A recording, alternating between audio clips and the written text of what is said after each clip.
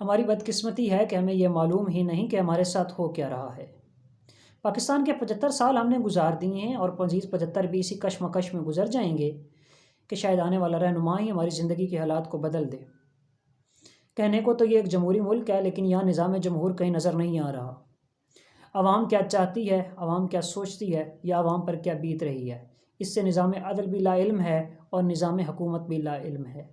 آج نظام عدل نے ایک فیصلہ دیا ہے اور اس فیصلے میں ایک سیاسی رہنما کو 10 سال کی قید سنا دی گئی ہے۔ ہمیں اس چیز کو اچھے طریقے سے جانتے ہیں کہ 6 سال پہلے بھی ایک سیاسی رہنما کو قید کی سزا سنائی گئی تھی اور اس کو نااہل قرار دیا گیا تھا۔ پھر ہماری انہی آنکھوں نے دیکھا بھی صحیح اور انہی کانوں نے سنا بھی صحیح کہ اسی سیاسی رہنما کو دوبارہ ملک میں واپس بلایا گیا اور اس کی تمام سزاؤں کو معطل کر دیا گیا۔ آج وہی شخص دوبارہ اہل ہو کر پھر سے الیکشن لڑ کے ہمارے اوپر قابض ہونے کے لیے تیار ہے۔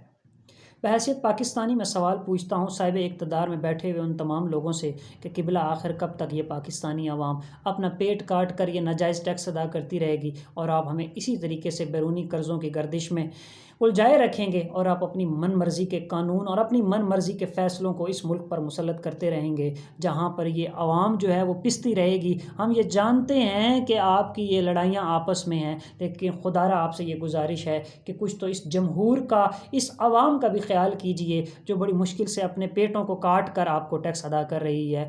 میں عوام سے بھی یہی کہوں گا، خدا را اپنے حق کو پہچانیے، اپنے حق کے لیے کھڑے ہونا سیکھیے، اپنے حق کے لیے لڑنا سیکھیے۔ آخر آپ کب تک اپنے پیٹوں کو کاٹ کر ان ناجائز ٹیکسوں کو ادا کرتے رہیں گے؟ یہ نظام اس وقت تک نہیں بدلے گا جب تک آپ اس کو بدلنے کی کوشش نہیں کریں گے۔